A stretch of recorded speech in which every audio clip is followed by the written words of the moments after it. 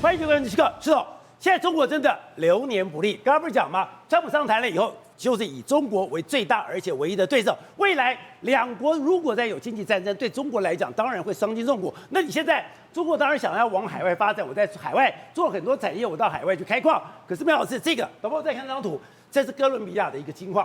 这个哥伦比亚的金矿里面，价值非常非常高。那中国以为说我赚到，对不对？结果我去开矿，开了矿以后。挖着挖着，居然就有人进来了。有人进来以后，就跟着挖了。跟着挖了以后，这是中国的矿产，这是中国的隧道，就把这个黄金挖了，自己带走了。没错，实际上中国真的是流年不利。为什么流年不利？你看，这是一个在哥伦比亚，你看这个矿场是非常巨大啊，抱歉，这是挖什么？挖黄金的。然后挖黄金的时候，你看这是2020年的时候，中国有一个公司叫做紫金矿业，紫金矿业是中国的国企，所以它其实是国家政府国企支持你到这个地方来，就占了这个矿。那甚至这个矿呢，它是从加拿大那边买的，用10亿美金买的这个矿。买了这个矿来讲，我开始开采，那已经很赞嘛，未来获利一定很棒。就挖下去的时候，宝姐你知道吗？去年我讲去年他挖的矿里面来说有40%的不是他的。是被人拿走了，被人抢走了，非法的矿工来这个地方挖，然后还有什么？还有哥伦比亚有个非常有名的海湾帮，里面也进来挖，所以它里面你知道，他们说形容什么？里面挖下去的时候隧道，有时候你在那边挖矿工，他们本身的矿工说，你遇到不是矿工啊，外面的人是敌人啊，非法的矿工来了，还有海湾帮的人来，他在里面开枪搏火，里面都是这样子啊。然后你挖完之后，你以为这个矿，你看里面还有炸药、开枪搏火一大堆，对，然后都是在灰暗的这个隧道里面，这个人家就形容什么？有点像加沙走廊啊。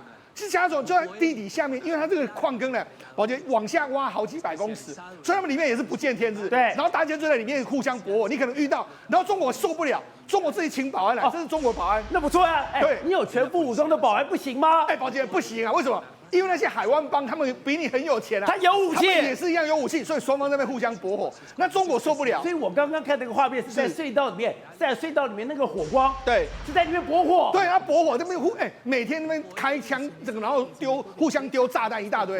然后他形容什么？我这个挖矿挖了出来之后，里面好像有矿坑的时候，没多久他们就黑帮把这个矿坑占走了，他们就继续在那边挖，所以每天都要这样发生在矿坑里面，就有点形容我们刚才不是讲类似加沙走廊这样，双方在里面搏火吗？好，那搏火之后，宝杰长，这个中方受不了了，紫金矿业就出来指控啊，对，然后暴力入侵已经变成这种日常的生活了。那我们就跟政府谈判嘛，那政府呢他就说跟哥伦比亚政府谈，哥伦比亚政府说什么？宝杰长，我们无能为力。他当然无能为力啊，他就说我们没办法处理这些事情，而且他是认为说你被他挖一点，那也没什么关系嘛。所以呢，他去年一整年试图跟政府对话，但是都没有看到多少诚意。所以呢，中国在那个地方呢，紫金矿也是这个目前为止是这个哑巴吃黄连，有苦说不出来的状况。哥伦比亚最大的问题就是他一直处理不到他的毒枭嘛，对，就这个毒枭觉得这个挖金矿好赚，人家毒枭就进来了。而且如果哥伦比亚政府有能力的话，对，哥伦比亚政府自己挖就好了，是干嘛让你中国来挖？对，没错。好，你看我们刚才讲嘛，事实上你看他们往下挖了600多公尺嘛，600多公尺来说，你看这都是这样，他们还要做这个，你看碉堡他们堆沙包啊，做碉堡，对啊，堆沙包。我一边挖一边做碉堡，对，一边挖一边做碉堡。是，如果这个碉堡没有做出来，是人就冲进来了，人就进来了。所以你看他们还这个地方配置保全就在这个地方阻止你们进来，然后他们就在这个地方，你看筑成一条火线在这边，然后在对外面开枪，然后当然双方在那边互相搏火，因为他们想占这个矿坑，就是你挖了一个新矿坑、一个新隧道之后，他们就想要来占。然后你就要跟他们搏火，互相开枪，所以刚刚讲的那些哥伦比亚的人或者那个海湾帮的人，他没有援交十字镐，他也不挖坑道，是你挖好了以后，我就直接来抢，因为他没有这种大型的这个机具啊。你看他们这样，你看中国他们保安还有这种所谓挖矿的这个战车啊，还有枪，对，他前面有挖矿，就是他前面有这个坑，然后后面还有人在后面，你看。它里面这前面是挖矿啊，对，那后面有人在后面啊，你看他们就这个人在站在上面啊，有枪啊，我们在前面挖，就这样挖隧道啊，所以呢，他们有这种大型机具，这个哥伦比亚这些毒枭没有这种机具啊，你要挖这个要很大的机具，他们没有啊，没关系，你挖出来我们就去抢，所以等于是你挖了他就抢，你挖了他就抢，你看他们他们还真的，他们还有派狙击手在里面对，狙击手在这个地方啊。所以呢，他们真的是派了重兵在保护他们的矿坑啊。可是你刚刚讲的，就算我刚刚讲，我做了一个挖矿的战车，我就算请了保安，我就算请了有狙击枪，我在那边就算弄了这个所谓的沙包，对，没有用，我40%的金矿还是被人抢走了。对，没错。那你看，事实上他们就互相搏火之后，你看这些留下画面，这是什么？被攻击了，这个你看安全帽都粉碎了嘛，这个你看怎么会攻击到这个样子？但是他穿的衣服，他穿的防弹衣、防弹背心都已经被弄成这个样子。然后他们每天进去来说话，通常他们矿工没多久都要有这个所谓荷枪实弹的人员要陪在他们身边，否则没多久之后他们就来了。没有来就来了，那这样事实上他们觉得怎么样很夸张，你知道吗？因为越占土地越大，原本是这样把这个他们原本有绝对的火力，可是没想到这个黑帮越来火力越来越强大之后，他们目前为止40%已经被他们占据了，而且这个占据的范围是越来越大。他们现在还有中心范围是他们中方是想什么办法，在最深的地方他们挖了这个建构非常强大的这个所谓防护网在那个地方，所以那个地方还能挖。但是哪一天如果被攻破进去之后，他们就完全没办法了，就完全核心地带会被他们挖走了。好不好？我看这2张照片，就是那些匪徒，也就是那些海湾帮的人，那些毒枭的人，他们进来的时候还非常得意，还拍了影片说，嘲笑说你们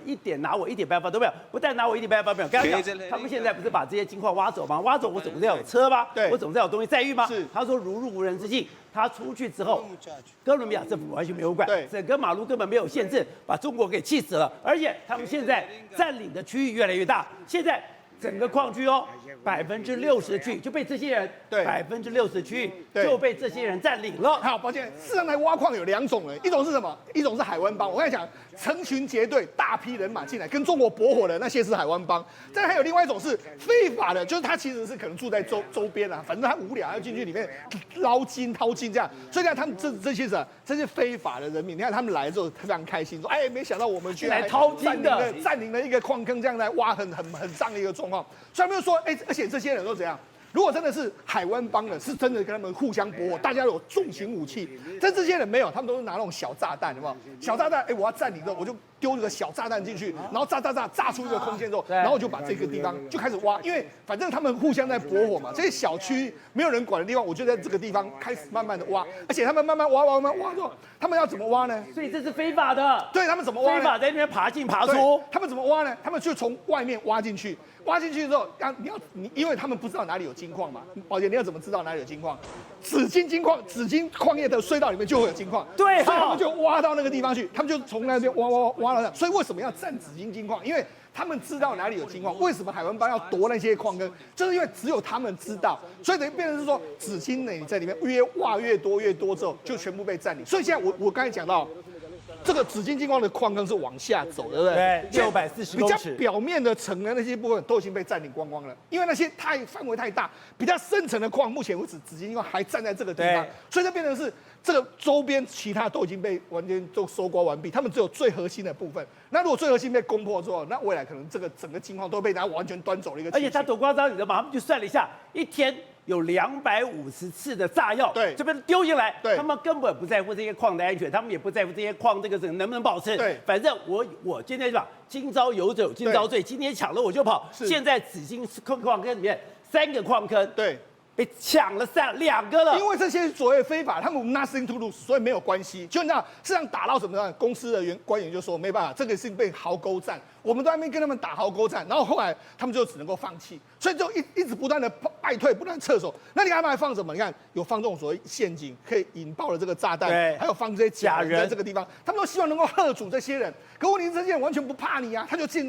来里面给你抢夺啊，所以抢夺就变成是完全无法控制的一个局面啊。那不讲紫金公司最生气什么？那你把这个黄金挖到了，你总要搬走吧？你要搬走，你只要有运输吧？运输到了大马路总是比较好抓吧？他说没有哦，他说你走到外面，他的卡车在那个地方，有没有军队？有军队，有没有警察？有警察，有没有检查？有检查，结果全部都放掉了。而且不是他们不愿意检查，而是说，你看我刚才说紫金矿，你是在矿坑附近，在矿坑外面的已经被那些非法矿工，还有被那些海湾帮占领了，你能怎么办呢？所以这样事实上，他们官员还说得非常有意思的吧？他们官员说什么啊？紫金公司提出，他们国防部副部长紫金公司提的不是不现实的啦。哥伦比亚没有能力将这些非法矿工从地下战场中清除出来，政府希望可以避免危及平民的这个暴力的这个冲突。那紫金矿在收购在该金矿的时候，这个知道存在非法采矿活动，所以他把它推给紫金矿了。所以天下哪有白吃的午餐？你今天跟加拿大买了10亿买下来，你就知道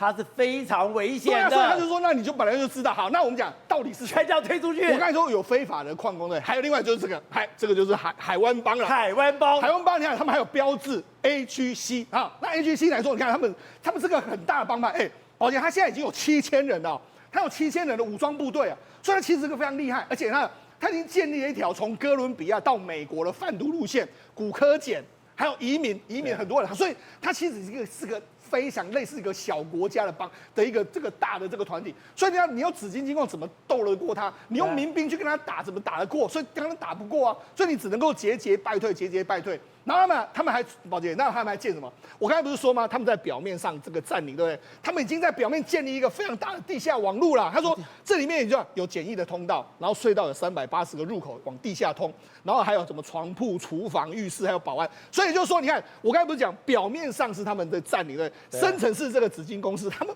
上面已经有他们的家在上面了，有床铺、有厨房、有浴室，还有安保。所以我跟你说，紫金金矿被端掉，那只是时间的问题，它大概过没多久之后就完全会被他们端掉。那端掉，你看，我就讲嘛，表面上面的已经都完全，你看海湾帮已经在当地当众在袭击警察，然后指挥这个杀警，然后这样杀，然后这样杀来杀去，所以你知道，他们目前为止已经占领了整个这个紫金，那这是最糟糕的，不是啊，宝姐，我跟你讲，不是只有这个，还有对，因为中国还有到很多地方去，包括说在刚果来说，他们的金矿被袭击，反正呢。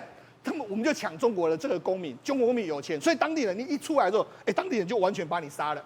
他们还有保镖被杀，然后连这个中国人也被杀。那你以为只有在刚果？没有，中非也是一样，所以你知道，事实上目前为止，整个在中国过去的它的很多海外开采的金矿，那些完全都出了很大的包，因为他没有办法管辖到那些地方去。那些地方去，有的时候政府换人的时候就翻脸不认人，然后那是以前的事，关我屁事啊！所以现在等于中国在海外的所有的矿产公司都遇到非常大的危机。好，所以吴董刚才讲的，现在中国真是屋漏偏逢连夜雨。你现在国内的经济不好，我到国外投资嘛，本来以为说，这是一个大好的事情。我这个紫金金矿在哥伦比亚花了10亿美金，刚才讲哦，我只要1年我就可以赚回4亿哦，4亿我2-3年我就回本了，这是一个一本万利的这个生意哦，就没有想到现在60%的这个坑道已经被这个所谓的非法歹徒给占领了。占领了以后，刚刚讲的这个金矿里面40%都到了这个所谓的歹徒的手里面。更妙的是，你这些东西要车子送出去，外面完全没有人管制。还有讲哦，他说这个海湾帮多厉害，海湾帮里面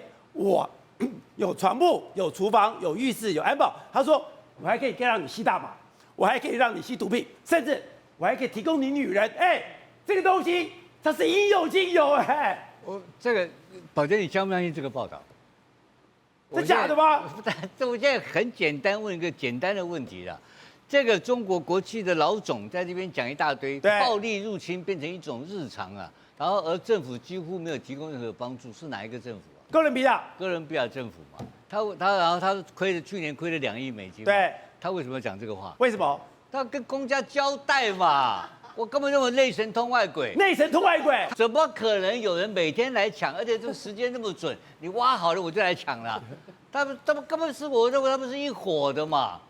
这是内神通外鬼？当然是内神通外鬼嘛。他讲这个话，如果不是内神通外鬼，他跑去跟《华尔街日报》去爆料，我告诉你，第2天就被干掉。为什么？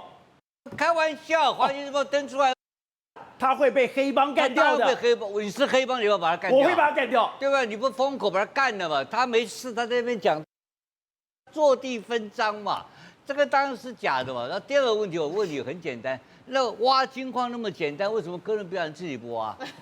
太麻烦了。不是太麻烦了。第一个，我告诉你，这种矿一定是在那种崇山峻岭、非常郊外的地方，那个地方根本交通不便是一个特色，所以要去投资去开那个金矿基本上要先开路。对，那你要开出那工程变道，然后还有你要去做很多的测试。对，要测试很多定点，你做地质调查。小弟是台北工专矿业科的，你在那边讲的时候，我就在那边偷笑，根本就是小偷，国营企业自己在偷，不可能的事情嘛。我这样问你，你的意思说，我今天上缴中央2亿元。被抢了，但这2亿元分到我口袋不知道多少，这样子，你才了解中国。我问你一个简单问题嘛，你是黑社会帮派，买了枪，买了刀，买一大堆，拿了一堆矿石走干什么用啊？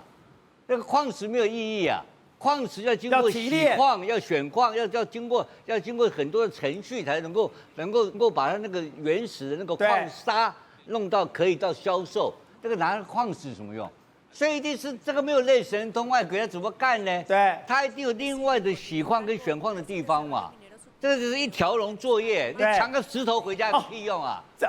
对，你如果给我一个矿，那个矿告诉我说里面有金沙，我拿回家我也不知道该怎么办。对呀，所以它有下游，它有上中下游工业的搭配嘛，才有可能干这个事。然后第四个问题，我问你，他被抢那么多矿以后，他中国人有没有死半个？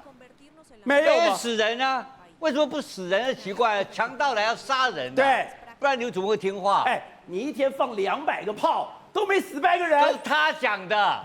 他讲的嘛，对不对？我碰到强盗，我就拍个照。台湾也要开枪，12个给你看看嘛，对不对？没半个人死，你看他那个样子，对云淡风轻，他哪里像被抢的样子？还吃个脑满肥肠的对样子。所以他根本是沟东仔来嘛，这是股东嘛，所以他搞得差不多了，快点把《华尔街日报》报一下打呆仗，打呆仗用的嘛。对不对？而且我告诉你，这个矿多麻烦。你让我想到一个笑话，有一些抢银行了以后，我抢了1000万，抢了1000万以后，我现在看到新闻报道说我被抢了5000万，这才是实话嘛。他这个根本不是。然后你说这个抢这个玩意，你听过没有嘛？多麻烦呐！那个石头怎么搞嘛？对不对？然后这里面还有台北工专矿野科才看得懂。我跟你讲，我1年级都跑金瓜石去那个下矿坑吓都吓死我，告诉你，那矿坑会倒的，会垮掉的，通风排水不良，闷死在里面。我告诉你，所以我那个其实最好奇是赖爽的爸爸是不是矿难死在里面？没错，这个地方都是，你看那个里面都是，你怎么知道那边是有黄金啊？你怎么知道下去挖得到黄金啊？对，那个开玩笑，要有内行的工程师，要有专家，要有实验室，要是跟着那个矿脉走。矿脉走的时候，那个矿的那个整个的那里面的工程，我们那个工程那些支架怎么去设计？对，这个叫做矿山工程的设计，还有通风排水的设计。对，通风排水，一氧化碳的，它还有地下水，这那么简单哦。这不是哥伦比亚个土包子，你搞个黄金矿场，他的就准时来抢，挖好的就来抢了。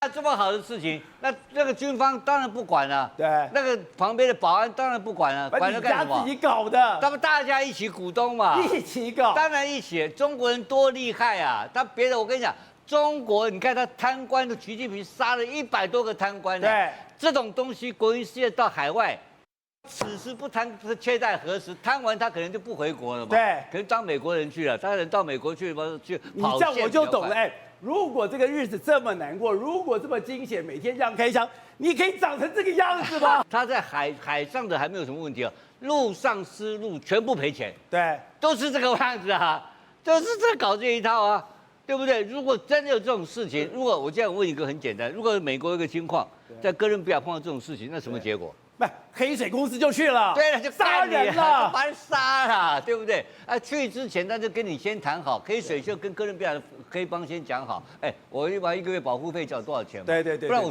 跑来跟你拼这个干什么？他为什么他要去拼？把沟通就讲好了嘛。所以这整个故事完全是他们自己编的东西，这个是假的东西，这个是就是编那个剧本。这中国的一带一路花了几千亿，对，然后一大堆放到贪官的口袋嘛。不是，那你刚刚讲，那如果不是在哥伦比亚，刚刚讲在刚果，在中非共和国，它所有的矿业都是一模一样的东西。这个有真的死人了嘛？这个有死人，这个是真的抢，有死人是真的嘛？真的吗？那个没死人是假的嘛？很容易。那刚果看有没有死人？这个没死人就是假货嘛？有死人是真的碰到强盗，强盗真的要死人，那灭口嘛？对。你这个是股东嘛，这2个不一样嘛，对不对？那钢股是什么东西啊？我就不知道他们抢矿产，这也是抢金的，在抢金矿嘛，对不对？对。那金矿怎么搞啊？金矿不是只有金矿，金矿旁边有铜矿，还有其他的稀有金属，你知道吗？那个矿脉那个东西很难弄的东西，哪有的强盗去抢这个东西？这个笨强盗嘛，对不对？你这个怎么会这种强盗？如果我要抢。我就抢你已经提炼好的就好了。他不要抢提炼，他弄成他在这个部分，因为他刚刚讲一句话说，因为污染太多被人家禁采嘛。那为什么造成污染？因为那个矿石出来的时候，我要经过洗矿，我要经过选矿，我要把它打碎。我要打碎的过程当中有很多还有时候我要加一些化学成料，然后变成细，变成分离，变成矿砂，这个过程通通是污染，对不对？在哪里污染？就在现场就给你污染掉了，还给你跑哪里污染？哪有人跑去抢这个玩意的，对不对？好，但会长刚才讲到，如果今天没死人都是假的，可是刚我这个是真的死人，而且真的绑架，还真的。是对着脑袋打的，是，所以其实刚刚我也在觉得奇怪，为什么有的地方有死人，有的地方没死人？就现在吴董一指示之后，有道理耶，真的可能真的是有一些这样，不然你怎么去解释整个“一带一路”哦？中国放出多少中国人在外面工作，全部赔钱，50-60万人呢，而且有的赔钱，不仅赔钱，更重要一件事情是，其实他们的生命是有点危险。那像刚刚提到，他应该看起来是股东啊，不对，对不起，这个有钱的 CEO。他看起来就是股东，那说实在话，为什么其他人那个都会有生命危险，就你不会？而且你还出来讲那么多话，这确实是匪夷所思啊！我们现在看到那个巴基斯坦这个可能就是真的，为什么？因为他们这个受到影响的不是他们抢的，不是刚刚提到的金矿，他们竟然是有一个保全拿着枪冲进去他们的一个那个纺织厂。你纺织厂能干嘛？你没事去弄纺织厂干嘛？有人受伤。所以这代表什么意思？就是你可能到“一带一路”到中国当地投资，但是你的中国人在当地在控管的时候呢，可能跟当地人有争议，或者是你的管教方式让人家觉得有受辱，所以在这种情况之下，对你中国人冲着你中国人来了。所以这个11月4号那个巴基斯坦这个部分，就是有这个保全，然后呢拿枪进去，然后去扫射这个纺织厂。那讲说奇怪了，那边都没死人，这个纺织厂会有2个人受伤。对，所以就代表着说什么？这个有的是说，因为你太多人过去，在管理的情况里面产生这些问题。后来他们统计起来哦，发现不得了了，巴基斯坦我们都说是那个铁杆兄弟啊，跟中国照理讲应该关系很好，结果没有想到巴基斯坦很多中国人在这里遇袭耶。这遇袭的状况，他们统计起来哦，光这短短的几年3-4年之内，竟然已经发生了16起，而且造成12个人死亡。那金矿都没人死，这个巴基斯坦没抢什么东西，竟然少了12个人死亡。就他们发现说，很有可能是为什么？你知道吗？就是他们当地在进行这个施工的过程里面，你可能真的对当地的人员，或者是他们自己的供应商，或者是工人是过度的苛刻。所以导致他们过度苛刻，所以导致他们对你心生不满，而因此而行凶。那现在就大家在讨论，那你中国政府能干嘛呢？他说我中国政府能干嘛？我中国政府就多派一点保全，多派一点保全就不会发生这种死人的事情。那多派一点保全发生什么事？就是持枪抢劫这金矿，结果后来没有人死亡，但金矿不见了。这大概是中国政府想出来的唯一可以保护他们自己人的地方。好，邱老师，但是现在对中国来讲。现在看到《华尔街日报》同样想的，中国在川普胜选以后，最大的噩梦就是你现在一个反向的尼克森战略。什么叫反向尼克森战略？就是尼克森是整个扭转了，等于说整个中国跟美国之间关系，也就是当时我要全力对付苏联，全力对付苏联的时候，我要去分化中国跟苏联的关系。当我要分化中国跟苏联的关系，我就是开始联中制俄。他说现在现在川普，我要反其道而行，反其道而行。我觉得里面有很多的谈话非常妙哦。他说：“其实大家都在盘算，也就是说，今天川普很明显，我就是干嘛？我就是要跟这个俄罗斯对话，我要跟俄罗斯对话，我要把专门的对付中国。那当时本来也有人去建议习近平说，我们好好的去对付美国，好好的跟美国打交道。俄罗斯已经太穷了，太老了，根本不值得打交道。可是习近平说一派胡言，习近平很清楚，习近平就是要联俄制美，美国要联俄制中。”现在这个牌就在普丁的手上了。对，因为其实对美国来讲哦，我一直觉得这世界很公平。你出了一个想当皇帝的习近平，打破那个连任限制，他就给你出一个川普，也给你打破很多美国的历史的记录哦。所以我要补充，就是其实很多的国家为什么还要跟中国做生意，就是因为说实在，就是当他们是比较低度开发国家，它是丛林的，没有法治，没有民主，没有人权，没有所谓的信用，那基本上这样的一个过程当中，他们就是反正烂在一起，那变成说如果没有选择，没有得选嘛哈。那我们来讲一下，其实所谓的反向尼克森策略。反向尼克森策略其实对于中国的反应，我这边来分析一下中国的反应。中国其实现在基本上对于川普当选已经有一连串的那个反制的策略。第一个策略是什么？中国会采取所谓的贸易报复。那这个贸易报复就刚刚那个吴董有讲嘛，对不对？就是说他也没在怕的，反正你对我报复，我也对你报复。真的没在怕。对，因为其实你要知道，其实美国很多的低阶商品都是 made in China。对，我们知道在美国有所谓的$1 tree， 就是卖到1元商店，有点像我们夜市的每项5元来的，每项10元那种，他们有很多那种东西，没有错。你小院高墙，你让我中国没办法买你晶片，没办法发展 AI， 那我就不帮你做圣诞树，我就不帮你做这个鞋带这些等等的哈。所以第一个，它也会反向贸易报复。第二个呢，它会操作所谓的遗传论。那这个遗传论呢，当然就是去分化美国内部的这些盟友关系，比如说日本啊、韩国啦，好，或像台湾，有些我们岛内也有所谓的亲中势力嘛，然后包括在这个非洲啊，在中南美洲有这些美国的盟友操作这种所谓的遗传论。那因为反正川普现在也不想跟大家这样好好讲道理、讲情义的情况之下，这遗传论也很容易成功。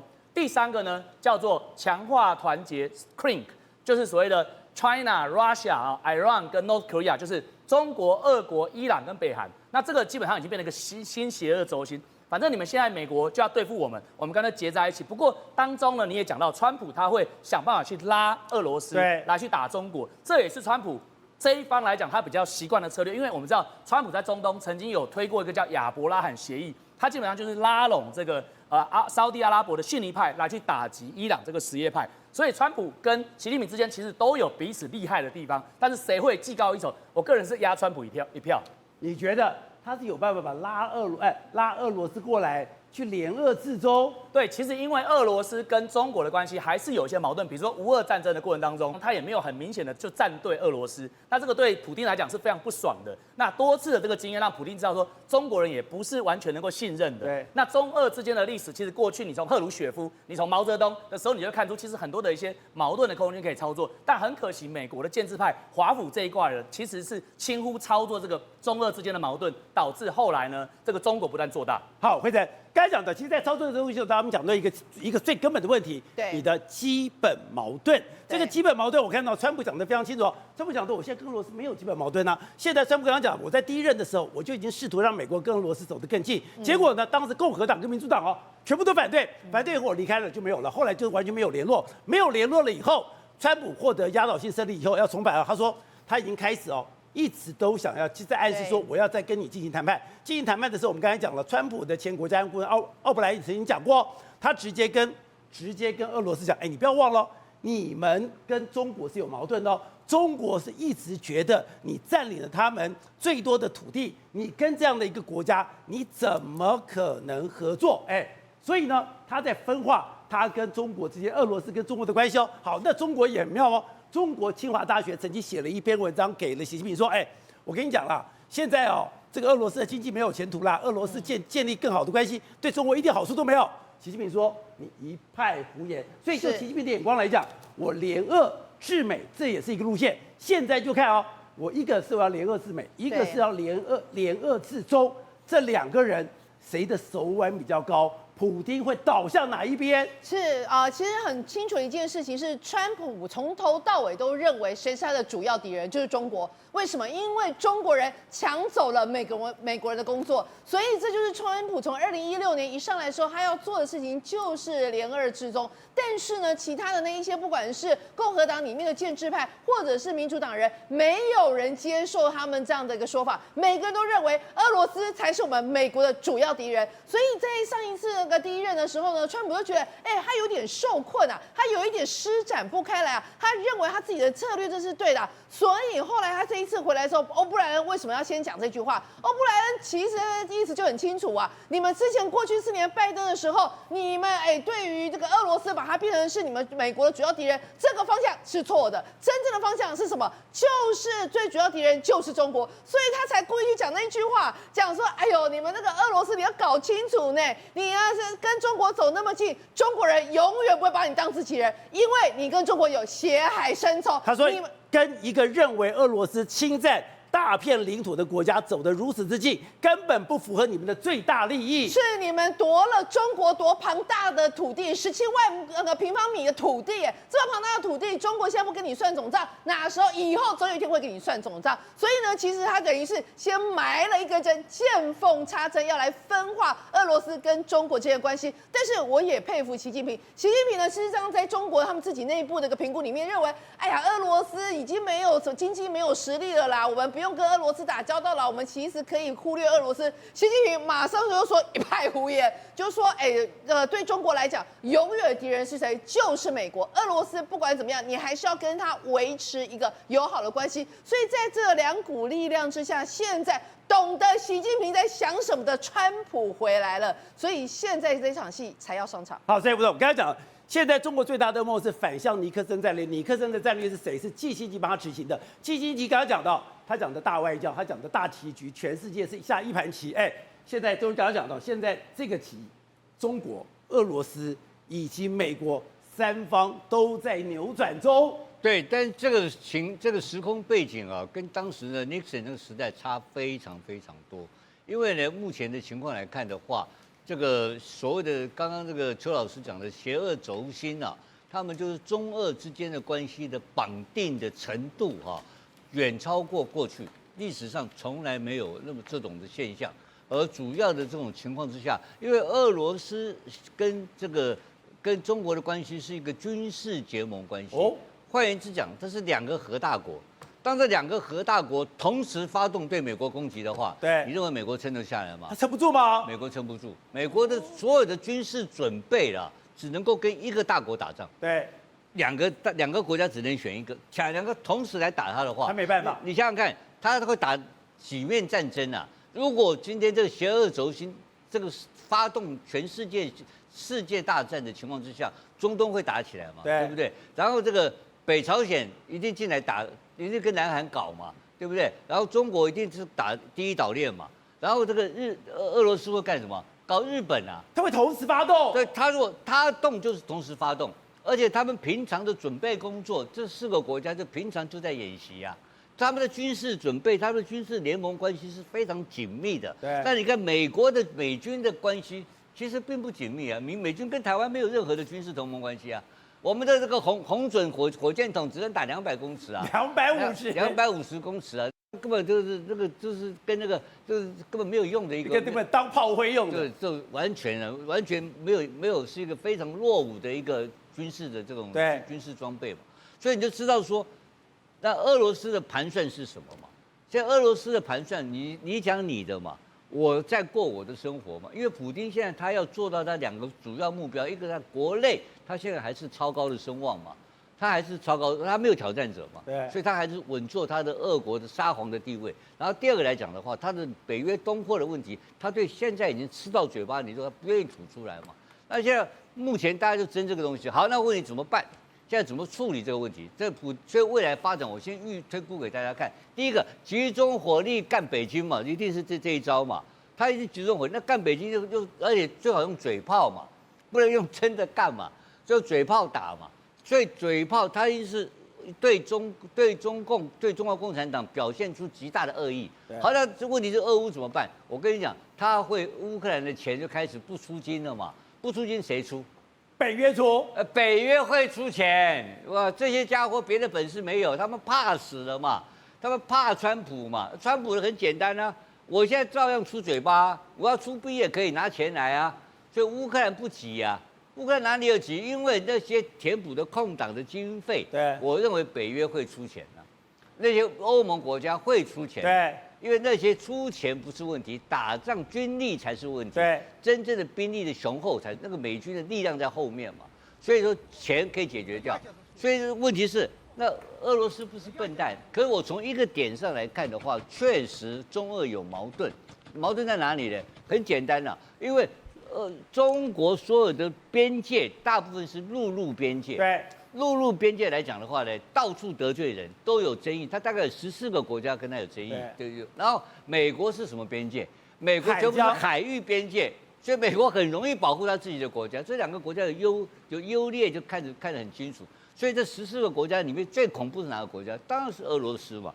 俄罗斯要提出建议。我举个例子，我自己个人观察，他要提供，就西伯利亚2号。